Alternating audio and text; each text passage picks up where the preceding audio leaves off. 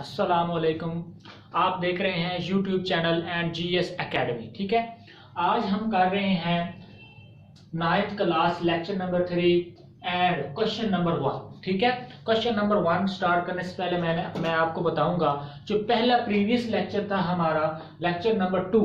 Lecture number 2 में हमने matrices के बारे में पढ़ा था कि मैट्रिसेस क्या चीज़ हैं। ठीक है, मैट्रिक्स की तकरीबन हमने 12 जो एग्जाम थी, 12 जो टाइप्स थी वो हमने पढ़ी थी। ठीक है, अब वो टाइप्स पढ़ने के बाद जो क्वेश्चन नंबर 1 है वो ये पूछ रहा है कि हमारे पास ये कुछ मैट्रिसेस दिए A B C D E and F, ये चंद हमारे पास क्या है मैट्रिक्स दिए हुए हैं। वो पूछ रहा है कि ये जो मैट्रिक्स हैं इनमें से बताएं कि सिफर मैट्रिक्स कौन सा है, रो मैट्रिक्स कौन सा है और हमारे पास कॉलम मैट्रिक्स कौन सा है। जैसे कि आप जानते हैं, मैं आपको यहां से बताऊंगा। सबसे पहले क्वेश्चन पढ़ते हैं। वो कहता है कि फ्रॉम द फॉलोइंग मैट्रिक्स, मतलब ये हमारे पास मैट्रिसेस दिए गए हैं। ठीक है, from the following matrix identify के शनाख्त करें। ठीक है, आइडेंटिफाई होता है शनाख्त करें यूनिट मैट्रिक्स। ठीक है, सबसे पहले क्या है यूनिट मैट्रिक्स। ठीक है, यूनिट कहते हैं हम, सबसे पहले मैंने आपको बताया था यूनिट मैट्रिक्स का दूसरा जो नाम है वो हमारे पास जिसके डायगोनल जो होंगे वो 1 1 होंगे। ठीक है ना, ये देखें यूनिट जिसमें एक एक हो। अब ये देखें ये जो हमारे पास है यूनिट मैट्रिक्स, तो यहाँ पर मैं लिख देता हूँ कि हमारे पास जो डी है वो हमारे पास क्या है, एक यूनिट मैट्रिक्स है। हमारे पास क्या है, यूनिट मैट्रिक्स है। ठीक है, इसके बाद ये देखें यूनिट मैट्रिक्स हमने निकाल लिया। फिर कहते हैं कि रो मैट्रिक्स, मैंने आपको बताया था ऐसा कॉलम जिसमें एक ही रो मौजूद होगी, हमारे पास क्या होगा, रो मैट्रिक्स। अब ये देखें ये रो मैट्रिक्स है बिकॉज ये जो मौजूद है ये हमारे पास हॉरिजॉन्टल फॉर्म मौजूद है। ठीक है ना, ये है हॉरिजॉन्टल फॉर्म। तो हम यहाँ लिख सकते हैं हमारे पास कि हमारे पास जो बी है ये हमारे पास क्या है, ये हमारे पास रो मैट्रिक्स है। ठीक है, रो मैट्रिक्स है। अब इसका पता चल गया हमें, यूनिट मैट्रिक्स हमने ढूंढ लिया, रो मैट्रिक्स भी ढूंढ लिया। ठीक है, अब वो कहता है कि कॉलम मैट्रिक्स कौन सा है। मैंने आपको बताया था कॉलम मैट्रिक्स ऐसा होता है जिस मैट्रिक्स में एक ही कॉलम मौजूद पाया जाए। ये देखें कॉलम जो है, ये देखें इस शेप में जो हमारे पास वर्टिकल फॉर्म में चीजें मौजूद होंगी उसको हम क्या कहेंगे, इसमें जो एंट्रीज हैं 4 0 एंड 6 ये हमारे पास क्या है वर्टिकल फॉर्म में, इसको हम बोलते हैं कि ये हमारे पास है कॉलम मैट्रिक्स। ठीक है, तो यहां मैं लिख सकता हूं कि C इज इक्वल टू हमारा ये जो C है ये हमारे पास क्या है कॉलम, ये हमारे पास क्या है कॉलम मैट्रिक्स। ठीक है, कॉलम मैट्रिक्स है। अब एंड नल मैट्रिक्स। ठीक है, अब नल मैट्रिक्स हमने ढूंढना है कि नल मैट्रिक्स कौन सा है। नल मैट्रिक्स मीन दैट इसमें कोई भी एलिमेंट सिफर, ये देखें अब ये जो है हमारे पास ये क्या है null matrix. E is equal to ये क्या है हमारे पास नल मैट्रिक्स। ठीक है, और ये जो हमारे पास ए मौजूद है, ए के बारे में बता देते हैं हम, उन्होंने शायद हमसे नहीं पूछा। ए जो है ये हमारे पास सिफर जीरो मैट्रिक्स, जीरो भी कह सकते हैं। ठीक है ना, जीरो मैट्रिक्स और नल मैट्रिक्स। ठीक है, जीरो मैट्रिक्स। ठीक है, उसके बाद इसका भी पता चल गया हमें, इसका भी चल गया, इसका भी, और इसका भी चल गया पता, इसका भी चल गया। और ये हाँ, ये जो F है ये F इज आल्सो, F जो होगा ये भी हमारे पास क्या है कॉलम मैट्रिक्स है, कॉलम मैट्रिक्स, ये भी हमारे पास कॉलम मैट्रिक्स है।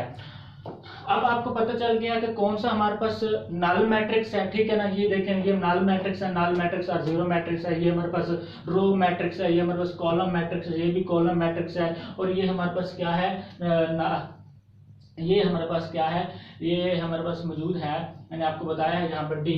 ये देखें ये यूनिट मैट्रिक्स हमारे पास है, यूनिट मैट्रिक्स है। इसके बाद जो है क्वेश्चन नंबर 2, क्वेश्चन नंबर 2 जो है वो कहता है कि फ्रॉम द फॉलोइंग मैट्रिक्सेस, ये हमारे पास कुछ मैट्रिक्स दिए गए हैं। अभी ये क्वेश्चन अधूरा है तो मैं आपको यहाँ पूरा लिख के बताता हूँ। तो नेक्स्ट हम देखेंगे कि स्क्वायर मैट्रिक्स कौन सा है, रेक्टेंगुलर मैट्रिक्स कौन सा है, रो मैट्रिक्स कौन सा है, कॉलम मैट्रिक्स कौन सा है, और आइडेंटिटी मैट्रिक्स कौन सा है। ठीक है, और नल मैट्रिक्स कौन सा है। अब हम देखेंगे, जैसे मैंने आपको कहा कि फ्रॉम द फॉलोइंग मैट्रिसेस, कि ये मैट्रिक्स दिए गए हैं और इनमें से हमने ये देखना है कि इनमें से कौन सा हमारे पास स्क्वायर मैट्रिक्स है, कौन सा हमारे पास कॉलम मैट्रिक्स है, कौन सा हमारे पास नल मैट्रिक्स है। ठीक है, बाय डेफिनेशन अगर हम ये देखें, सबसे पहले वो कह रहा है कि इन सब में से बताएं कि ये स्क्वायर मैट्रिक्स कौन सा है। स्क्वायर मैट्रिक्स आपको पता है जिसमें रो और कॉलम की तादाद इक्वल ना हो, मतलब 2/3 हो जाए, 2/4 हो जाए, लेकिन 2/2 3/3 ना हो, मतलब रो की तादाद कॉलम्स के बराबर ना हो, तो उसको हम क्या बोलते हैं, स्क्वायर मैट्रिक्स। अब ये देखें, इसमें हमारे पास जो रो है 2 है और कॉलम्स 3 हैं, तो हम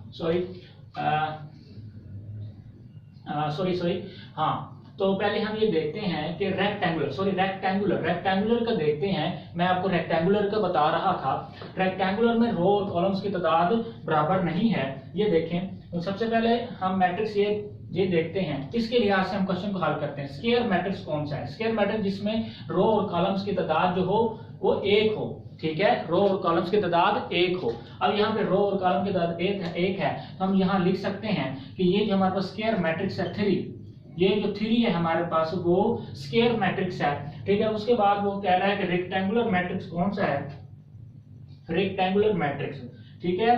तो रेक्टेंगुलर मैट्रिक्स, अब एक और भी ढूंढ लेते हैं, तो पता कोई और स्क्वायर मैट्रिक्स भी जिसमें रो और कॉलम्स की तादाद इक्वल हो। तो ये देखें, अब रो और कॉलम की तादाद यहाँ मैं देखता हूँ हमारे पास,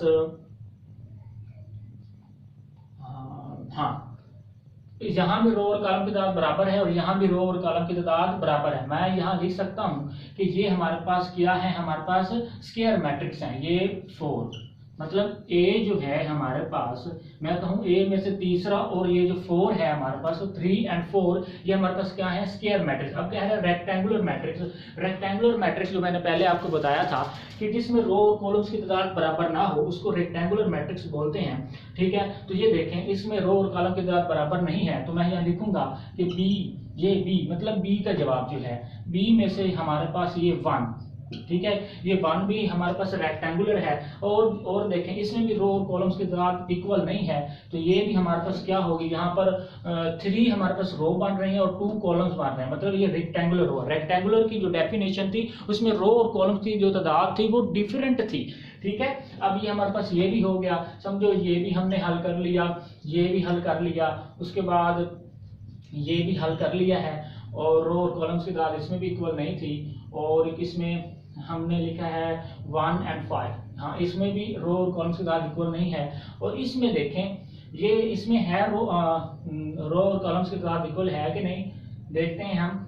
अब और कौन सा कॉलम है ढूंढ लेते हैं यहाँ से, हमारे पास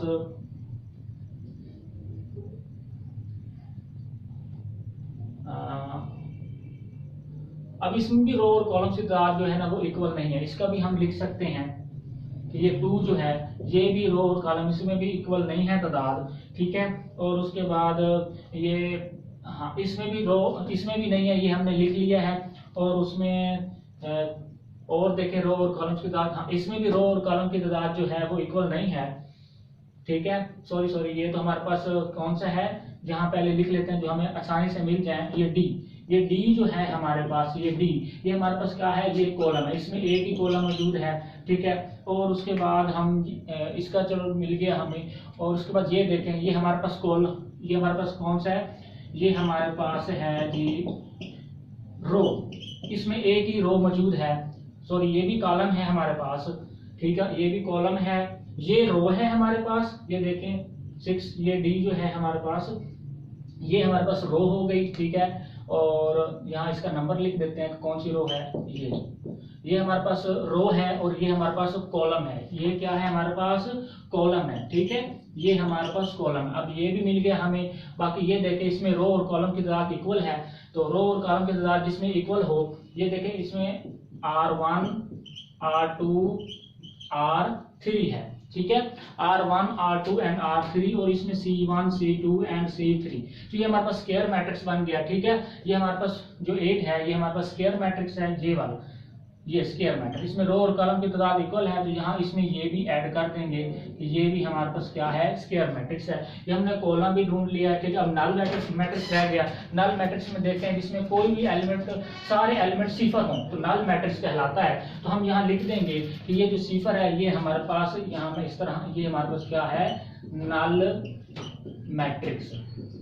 शायद अभी आपको समझ नहीं आई होगी, मैं आपको एक एक करके बताता हूँ। सबसे पहले उसने कहा है कि स्क्वायर मैट्रिक्स कौन सा है। स्क्वायर मैट्रिक्स ऐसा होता है जिसमें रो और कॉलम के दाद इक्वल हो। अब आपने यहाँ से देखना है कि रो और कॉलम के दाद किस किस में इक्वल है, ठीक है। ये जैसे तीसरा है, यहाँ रो 2 रो है 2 ही कॉलम्स हैं, ठीक है।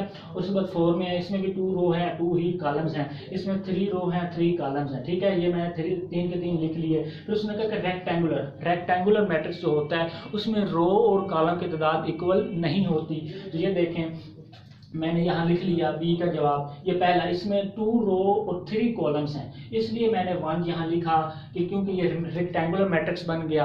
उसके बाद ये देखें कि मैंने और 5वां लिखा, ये देखें 5वां, इसमें भी रो और कॉलम्स की तादाद इक्वल नहीं है। इसमें 3 हमारे पास रो बन गई हैं और 2 कॉलम्स हैं, इसलिए हमारे पास ये रेक्टेंगुलर बन गया। अब इसी तरह ये देखें उसने कहा कि रो कौन सी है, ये देखें ये रो मैट्रिक्स बन गया, ठीक है। ये कॉलम मैट्रिक्स है, क्योंकि इसमें एक ही रो है तो रो मैट्रिक्स बन गया, इसमें एक ही कॉलम है तो कॉलम मैट्रिक्स बन गया, ठीक है। और उसके बाद ये क्या है, नल मैट्रिक्स, नल जिसमें सारे ही सिफर हों, तो ये हमारे पास क्या कहलाएगा, नल मैट्रिक्स। आते हैं अब क्वेश्चन नंबर 3 की जानिब, ठीक है। चलते हैं नेक्स्ट क्वेश्चन की तरफ। ये देखें क्वेश्चन है हमारे पास, from the following matrices identify की शिनाख्त करें डायगोनल मैट्रिक्स के डायगोनल मैट्रिक्स कौन से हैं, स्केलर मैट्रिक्स कौन सा है और यूनिट मैट्रिक्स कौन से है। सबसे पहले तो आते हैं यूनिट मैट्रिक्स की तरह, ये सबसे इजी है, ठीक है। यूनिट मैट्रिक्स कौन सा होता है हमारे पास, यूनिट मैट्रिक्स ऐसा होता है जिसमें डायगोनल एलिमेंट्स के होते हैं 1 1 होते हैं। तो हमारे पास ये देखें, ये तो हमारे पास यूनिट मैट्रिक्स हो गया। यहाँ पर हम सी जो है ना हमारे पास लिख सकते हैं कि सी हमारे पास क्या है, ये हमारे पास यूनिट मैट्रिक्स है, ठीक है। पहली बात हमने क्लियर कर ली, ठीक है। दूसरी बात है कि उसने कहा है कि आइडेंटिफाई द स्केलर मैट्रिक्स, ठीक है। अब स्केलर मैट्रिक्स जो होते हैं, ये देखें स्केलर मैट्रिक्स, अब ये देखें अगर ये इसको देखा जाए और इसको, ये 5 में से 2 बचा यहाँ पे और 2 भी, स्केलर मैट्रिक्स में जो डायगोनल एलिमेंट्स होते हैं वो सेम होते हैं, ठीक है ना। ये देखें इसमें भी ये 2 बन रहा है, इसको प्लस किया तो ये भी 2 बन रहा है और ये 4 4, ये सेम डायगोनल एलिमेंट्स क्या हैं, सेम होते हैं हमारे पास स्केलर मैट्रिक्स में। तो हमारे पास ये कंडीशन फुलफिल हो रही है। तो यहाँ मैं लिख सकता हूँ कि हमारे पास ये जो हमारे पास A is equal to E and ये बराबर हमारे पास क्या है, स्केलर मैट्रिक्स लिख सकते हैं हमारे पास स्केलर मैट्रिक्स, ठीक है। अब हमारे पास हमने इसको भी हल कर लिया है, ठीक है, इसको भी हल कर लिया है और इसको भी। अब बाकी ये देखें बी और डी बचा, तो साफ सी ज़ाहिर सी बात है कि ये हमारे पास क्या है। उसने कहा था कि डायगोनल मैट्रिक्स बताएं, ठीक है। डायगोनल मैट्रिक्स हमने बता दिए, ठीक है। डायगोनल मैट्रिक्स के बाद स्केलर मैट्रिक्स स्केलर मैट्रिक्स बताए हैं हमने, स्केलर मैट्रिक्स बताए और यूनिट मैट्रिक्स बताए हैं। बाकी हमारे पास डायगोनल मैट्रिक्स बच गया। ये देखें हमने ये भी चूज कर लिया, ये भी चूज कर लिया था, ठीक है, और उसके बाद ये भी चूज कर लिया था, ठीक है। बाकी डी और ई बचे हैं, ठीक है ना। ये देखें डायगोनल एलिमेंट्स बन गए हैं, तो सिंपली बस लिख दें आपके ये बाकी जो हैं डायगोनल एलिमेंट्स हैं, ठीक है। D and B is equal to diagonal matrix, ठीक है। जो अहम क्वेश्चन है वो क्वेश्चन नंबर 4 है, वो देखते हैं कि वो क्वेश्चन क्या है। ये देखते हैं सबसे पहले, और ये आपको उम्मीद करते हैं कि समझ आगे होगी, क्योंकि मैट्रिक्स जो है ना सबसे पहले इसकी डेफिनेशन जो है ना वो आपको याद करनी पड़ेगी। जब आपको डेफिनेशन आ जाएंगी, क्लियर हो जाएंगी, तो फिर बिल्कुल फिर आप इनको समझने लग जाएंगे। अभी आपको शायद इनका पता नहीं लग रहा होगा, लेकिन सबसे पहले जाएं और जो हमारे पास टाइप ऑफ मैट्रिक्स हैं उसको याद करें, ठीक है। तकरीबन 12 इनकी टाइप्स हैं, उनको याद करें, फिर आप बिल्कुल ही क्लियर कर देंगे, ठीक है। अब जो नेक्स्ट क्वेश्चन है हमारे पास क्वेश्चन नंबर 4, इसमें उसने कहा है कि उसने चंद मैट्रिक्स दे दिए हैं, find the negative of the matrix. सब आपको पता है कि मैट्रिक्स दिया होगा नेगेटिव, अब हम उसका मालूम करते हैं। मैथमेटिकल फॉर्म आपको जल्दी समझ आती है। तो ये देखें, अब जब हम इस मैट्रिक्स का नेगेटिव मालूम करेंगे, नेगेटिव मैट्रिक्स मालूम करेंगे, तो इसके साथ ये नेगेटिव लगा देंगे, यहाँ सोल्यूशन लिखते हैं, ठीक है। नेगेटिव लगा दूंगा और इसके अंदर जो भी हमारे पास एंट्रीज मौजूद है, अगर वो एंट्रीज पॉजिटिव हैं तो वो नेगेटिव हो जाएंगी, अगर वो नेगेटिव है तो पॉजिटिव हो जाएंगे। अब ये पॉजिटिव है तो ये एंट्री जो होगी वो नेगेटिव होगी, और 0 के साथ मैंने आपको कहा था कि पॉजिटिव और नेगेटिव नहीं लिखते, ठीक है। तो ये 0 ऐसे ही रहेगा, और ये नेगेटिव है तो ये पॉजिटिव हो जाएगा, ठीक है। ये हमारे पास एक क्वेश्चन हो गया। और सेकंड जो है उसने दिया हमारे पास बी, और उसमें चंद एक एंट्रीज दी हैं 3 1 2 1, ठीक है। अब इसका हम नेगेटिव मतलब नेगेटिव मैट्रिक्स मूव करेंगे। नेगेटिव मैट्रिक्स आपको मैंने बोला है कि नेगेटिव मैट्रिक्स इस तरह होता है, जो हमारे पास एंट्रीज मौजूद हैं पॉजिटिव में उनको नेगेटिव कर देंगे, जो नेगेटिव में मौजूद है उनको पॉजिटिव कर देंगे। तो ये देखें, ये -3 हो जाएगा, ये 1 हो जाएगा, -2 हो जाएगा, -1 हो जाएगा, ठीक है। तो ये सारी एंट्रीज पॉजिटिव में थी, तो हमने इन सब को क्या कर दिया, नेगेटिव कर दिया।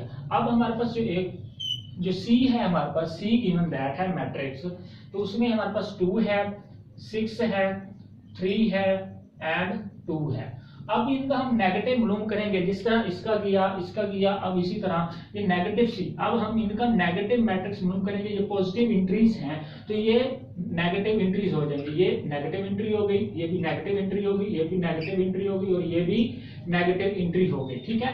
बाकी उसने क्वेश्चन दिया हमारे पास डी भी सिमिलर इस तरह होगा। उसने एक मैट्रिक्स दिया, डी हमारे पास 3 दिया है, ठीक है, और हमारे पास 2 दिया है, -4 दिया है और 5 दिया, ठीक है। जब हम इसका नेगेटिव मालूम करेंगे, ये नेगेटिव डी, अब ये सॉल्यूशन है हमारे पास, ये सॉल्यूशन है, ये हमारे पास क्या था, ये हमारे पास सॉल्यूशन है, ये भी हमारे पास नीचे सॉल्यूशन है। तो ये सॉल्यूशन जब मालूम करेंगे, जो हमारे पास पॉजिटिव एंट्रीज होंगी वो नेगेटिव हो जाएंगी, जो नेगेटिव एंट्रीज होंगी वो पॉजिटिव हो जाएंगी। ये -3 हो जाएगा, ये -2 हो जाएगा, ये +4 हो जाएगा, और ये -5 हो जाएगा, ठीक है। अब ये नेक्स्ट जो क्वेश्चन है वो उसमें एक और मैट्रिक्स दे दिया, उसका भी पूछ रहा है कि करें। ये है हमारे पास 1 -5 2 3।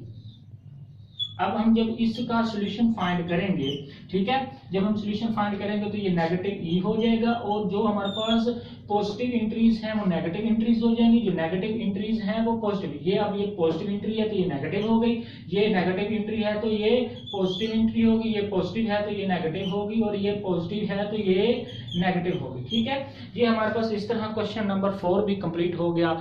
आई थिंक आपको समझ आ गई होगी, कोई मुश्किल बात नहीं है। एक मैट्रिक्स दिया गया है और उसको नेगेटिव से मल्टीप्लाई कर देंगे और हमारे पास क्या उसका नेगेटिव मैट्रिक्स बन जाएगा।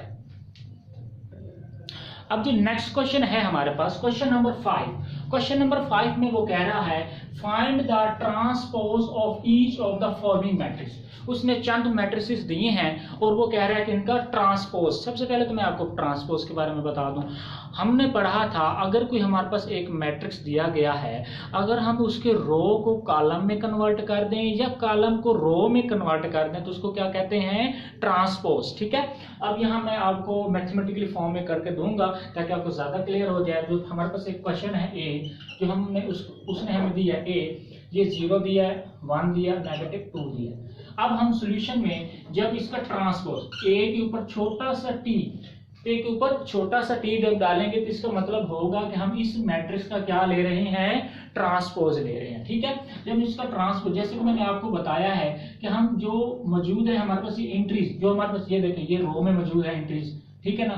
तो जो रो होंगी वो कॉलम में कन्वर्ट हो जाएंगी और जो कॉलम में होंगी वो रो में कन्वर्ट। अब ये देखें, अब ये क्या मौजूद है, ये हमारे पास ये 0 1 2 ये हमारे पास कॉलम है, ठीक है ना। अब हम इनको 0 1 -2 ये इसका ट्रांसफर, ये हमारे पास वर्टिकल फॉर्म में मौजूद थी, कॉलम में मौजूद थी, हमने इनको क्या रो में कन्वर्ट कर दिया, ठीक है। इस तरह हमारे पास क्वेश्चन हल हो गया। अब ये कौन सा पार्ट ए हल किया है हमने। अब दूसरा हमारे पास पार्ट दे रहा है, हमारे पास क्या दे रहा है, B, and the B is equal to उसने दे रहा है 5 1 -6। अब ये उसने रो दे दिया। अब रो को अगर हम कॉलम में कन्वर्ट कर देंगे तो उसका क्या हो जाएगा, ट्रांसपोज हो जाएगा। ये देखें सॉल्यूशन में हम लिखेंगे कि बी के ऊपर छोटा सा टी डालने से ये हो जाएगा उसका ट्रांसपोज। अब ये बन जाएगा 5 1 -6, ये उसका क्या हो गया, ट्रांसपोज हो गया, ठीक है। अब तीसरा हमारे पास पार्ट, एक पार्ट ये हमने हल किया है, एक पार्ट ये हल किया, ठीक है। अब उसके पास सी पार्ट है, ये c is equal to given that है हमारे पास 1 2 2 -1 3 एंड 0। अब इसका हम मालूम करेंगे। अब हम जब इसके सॉल्यूशन में c के ऊपर t डालेंगे, इसका मतलब है कि हम इसका ट्रांसपोज ले रहे हैं। ये हमारे पास क्या है, हमारे पास आपको मैंने बताया कि ये हमारे पास रो है और ये हमारे पास वर्टिकल फॉर्म में कॉलम मौजूद है। अब ये रो है, अगर मैं इसको लिख दूं, ये हमारे पास वर्टिकल फॉर्म को किस फॉर्म में लिखूं मैं, सॉरी इस हॉरिजॉन्टल फॉर्म को मैं वर्टिकल फॉर्म में लिख रहा हूं। ये 1 2 था तो ये 1 2 इस तरह, और हमारे पास ये 2 -1 एंड 3 0। ये हमारे पास रो को मैंने कॉलम में कन्वर्ट कर दिया, तो ये हमारे पास सी का क्या आ गया, ट्रांसपोज आ गया। ठीक है, अब हम नेक्स्ट करेंगे डी का। तो डी हमारे पास है 2 3 0 एंड 5। अब सॉल्यूशन में जब हम इसका ट्रांसपोज मूव करेंगे, डी के ऊपर छोटा सा टी लगाऊंगा और ये हमारे पास जो रो है इनको मैं कॉलम में कन्वर्ट कर दूंगा। ये पहला भी हो गया 0 एंड 5। ठीक है, सिमिलरली हम डी के बाद आते हैं ई के ऊपर। ठीक है, तो ये देखें, अब मैं ई के लिए हल करूंगा। अब ये देखें, ई के लिए ई उसने हमारे पास एक दिया है 2 3 -4 एंड 5। जब हम सॉल्यूशन में ई का ट्रांसपोज मूव करेंगे, ई के ऊपर छोटा सा टी लगा के रो को कॉलम में कन्वर्ट कर दिया 2 3 -4 एंड 5। और इसके बाद उसने हमें दिया एफ। ठीक है, ये एफ दिया हमें पास, और ये एफ जो है हमारे पास 1 2 3 एंड 4। जब हम सॉल्यूशन में एफ का ट्रांसपोज लेंगे तो वो बराबर हो जाएगा 1 2 3 एंड 4। रो को कॉलम में कन्वर्ट कर दिया। ठीक है, और उसके बाद और भी पार्ट दिए मेरे ख्याल में। अब ये क्वेश्चन नंबर 6 दिया गया, ये हमने सारे सोल्व कर लिए हैं।